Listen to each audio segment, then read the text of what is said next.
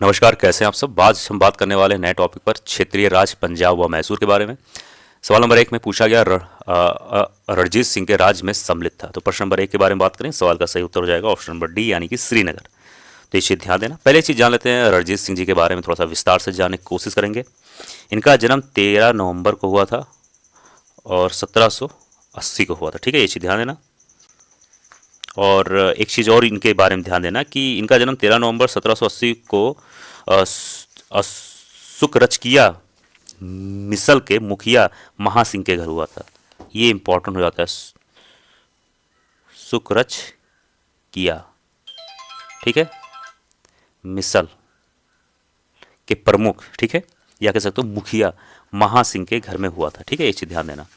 प्रश्न नंबर 2 में बात करते हैं। इसमें कहा गया महाराजा रणजीत सिंह के राज की राजधानी थी। यहाँ पर 4 ऑप्शन देख सकते हैं, ए बी सी डी। ठीक है, तो बात करें प्रश्न नंबर 2 के बारे में। देखिए, इस सवाल का सही उत्तर क्या हो जाएगा। इस सवाल का सही उत्तर हो जाएगा ऑप्शन नंबर सी यानी कि लाहौर। क्या हो जाएगा, ऑप्शन नंबर सी हो जाएगा यानी कि लाहौर हो जाएगा। ठीक, तो 1799 में रणजीत सिंह ने लाहौर पर अधिकार कर लिया था तथा उसे अपनी राजधानी बनाया था। ठीक, प्रश्न नंबर 3 में आ जाते हैं। इसमें कहा गया है राजा रणजीत सिंह ने किस स्थान पर अदालत ए आला की स्थापना की। ये सवाल इंपॉर्टेंट हो जाता है। 3 के बारे में बात करें, सवाल का सही उत्तर हो जाएगा ऑप्शन नंबर बी यानी कि लाहौर। तो रणजीत सिंह की न्याय व्यवस्था बहुत ही ज़्यादा कठोर थी, ये चीज़ मालूम होना चाहिए। और राज्य की सर्वोच्च अदालत का नाम अदालत ए आला है, जो कि आप देख सकते हैं, ये था। ठीक है, यह अदालत लाहौर में स्थित थी। रणजीत सिंह स्वयं उसके प्रधान न्यायाधीश थे। तो ये भी चीज़ें आपको मालूम होनी चाहिए। प्रश्न नंबर 4 में आ जाते हैं। इसमें कहा गया निम्नलिखित में से, एक मिनट जाइए, निम्नलिखित में से किसने कहा था ईश्वर की इच्छा थी कि मैं सब धर्मों को एक एक निगाह से देखें, इसीलिए उसने दूसरी आंखें की रोशनी ले ली। बात करें प्रश्न नंबर 4 के बारे में, तो प्रश्न नंबर 4 का सही उत्तर हो जाएगा नंबर ए यानी महाराजा रणजीत सिंह जी। ठीक है, ये चीज़ ध्यान देना। बात करें प्रश्न नंबर 5 के बारे में, से पूछा गया सिख राज का अंतिम शासक कौन था। 5 के बारे में बात करें, सवाल का सही उत्तर हो जाएगा ऑप्शन नंबर ए यानी कि दलीप सिंह। तो पंजाब के सिख साम्राज्य के अंतिम शासक थे दलीप सिंह। 1849 में द्वितीय एंग्लो सिख युद्ध की समाप्ति पर अंग्रेजों द्वारा पंजाब का विलय कर लिया गया था तथा दलीप सिंह को पेंशन देकर बाद में ब्रिटेन भेज दिया गया था। तो इतना कुछ थोड़ा बहुत तो मालूम होना चाहिए आप सभी को। प्रश्न नंबर 6 के बारे में बात करें। इसमें है कि पंजाब के पूर्व महाराजा दलीप सिंह के विषय में निम्नलिखित में से कौन सा कथन सत्य है। यहाँ पूछा गया सत्य है, यहाँ पर 4 पॉइंट है। तो बात करें प्रश्न नंबर 6 के बारे में, इस सवाल का सही उत्तर हो जाएगा ऑप्शन नंबर ए यानी कि 23 अक्टूबर 1893 को उनका निधन पेरिस में हुआ था। तो ये बात जो है दोस्तों कहीं ना कहीं सही है। ठीक है, बात करें प्रश्न नंबर 7 के बारे में। इसमें कहा गया पंजाब के विलय के पश्चात पंजाब पर शासन करने के लिए निम्नलिखित में से कौन 3 की परिषद का सदस्य नहीं था। प्रश्न नंबर 7 के बारे में बात करें, सवाल का सही उत्तर देखिए, इसमें सवाल नंबर 7 का 2 उत्तर हो सकता है। एक हो सकता है ए, एक हो सकता है डी। ए में क्या है, एच एम इलियट, और डी में है रॉबर्ट मॉन्टगोमेरी। ठीक है, तो इस सवाल का 2 उत्तर हो सकता है। अब थोड़ा सा इसके बारे में लोग विस्तार से जानने की कोशिश करते हैं।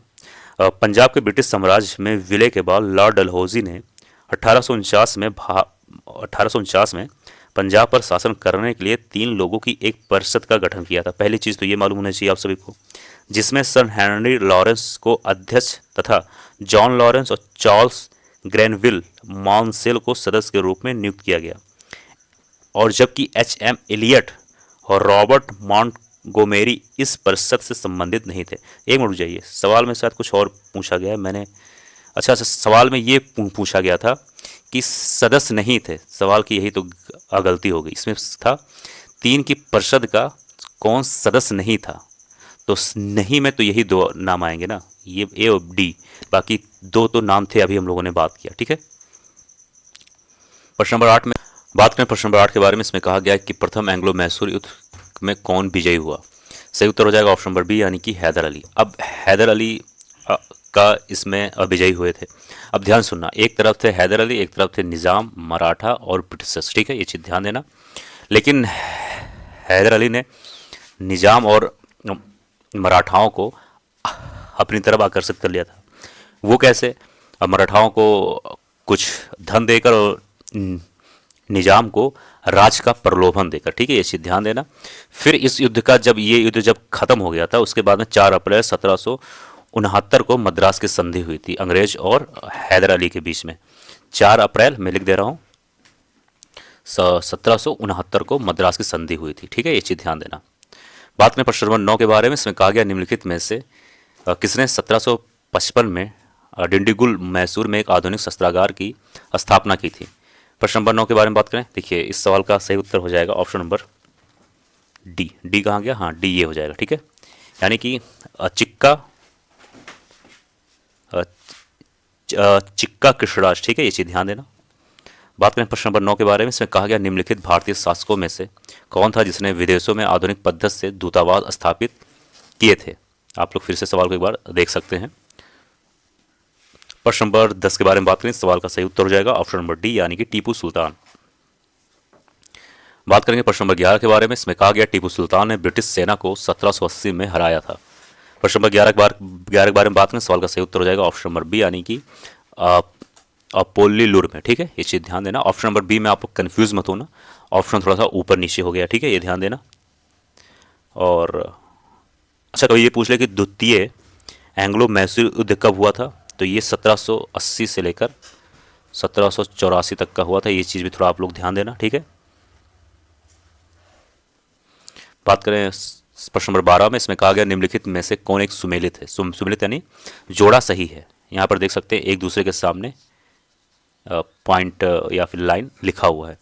प्रश्न नंबर 12 के बारे में बात करें दोस्तों, इस सवाल का सही उत्तर हो जाएगा ऑप्शन नंबर डी। डी यानी कि चतुर्थ एंग्लो मैसूर युद्ध जो हुआ था, इसमें टीपू पराजित किया गया और युद्ध के मध्य दिवंगत हुआ, यानी कि चतुर्थ यानी फोर्थ एंग्लो मैसूर युद्ध जो हुआ था उसमें टीपू सुल्तान की हार हुई थी और युद्ध के बीच में उनकी मृत्यु हो गई थी, ठीक है, तो ये चीज़ ध्यान देना।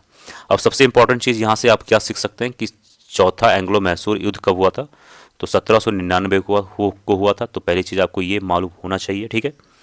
और इस दौरान अंग्रेज गवर्नर जनरल लॉर्ड डलहौजी था। ये कहीं पूछ ले कि उस दौरान जब फोर्थ एंग्लो मैसूर युद्ध हुआ था उस समय गवर्नर जनरल कौन था, तो मालूम होना चाहिए कि लॉर्ड वेल्जली था। माफ़ करिए, मैंने शायद बोल दिया है लॉर्ड डलहौजी, लेकिन ध्यान से सुनना, ध्यान देना, हो जाएगा लॉर्ड वेल्जली, ठीक है, वेल्जली, ये चीज़ ध्यान देना, ठीक है। और 4 मई 1799 को अंग्रेज सेना ने श्रीरंगपट्टनम का दुर्ग जीत लिया और टीपू ने लड़ते लड़ते वीरगति पाई। तो ये भी चीज़ थोड़ा सा ध्यान देना, ठीक है। बात करें प्रश्न नंबर 13 के बारे में, इसमें कहा गया निम्नलिखित घटनाओं पर विचार कीजिए तथा उनको कालक्रम अनुसार कीजिए, यानी कि पहले कौन सा उसके बाद ए आप देख सकते हैं, point number 1, point number 2, point number 3, point number 4। अब बात करते हैं कि सबसे पहले क्या आएगा, तो सबसे पहले अगर हम बात करें तो सबसे पहले आएगा सरखेड़ा का युद्ध। कहाँ है भैया, सर नहीं, माफ करिए, सकरखेड़ा का युद्ध। तो ये कब हुआ था, तो ये हुआ था 1724 को। इसको आप लोग लिख लेना, ये ऐसे सवाल पीछे सारों यारों में बहुत पूछे जाते हैं। फिर आपका होता है मुदकी का युद्ध, यहाँ जो पॉइंट नंबर ए है, पॉइंट नंबर 1 है, ये क्या है, मुदकी का युद्ध। ये कब हुआ था, तो ये हुआ था 1800, माफ करिए, फिर से एक बार ध्यान देते हैं, एक मिनट रुक जाइए, 1 मिनट। हाँ, पहले क्या आएगा, पहले आएगा असकरखेड़ा का युद्ध, ठीक है, ये हुआ था 1724 में हुआ था। पहली चीज बेदारा का युद्ध हुआ था 1759 को, और पोर्टो नोवे का युद्ध हुआ था 1781 को, ये सब याद कर लेना। और लास्ट में है मुदकी का युद्ध, ये हुआ था 1845 में। तो ये तो दोस्तों ये सब याद कर लेना, बहुत इंपॉर्टेंट है। यहाँ बात करेंगे प्रश्न नंबर 14 के बारे में। यहाँ पर 2 सूची दिया गया, दोनों सूची को आपको मिलान करना है। यहाँ पर है इलाहाबाद की संधि, इसका हो जाएगा 1765। मंगलोर की संधि, इसका हो जाएगा 1784।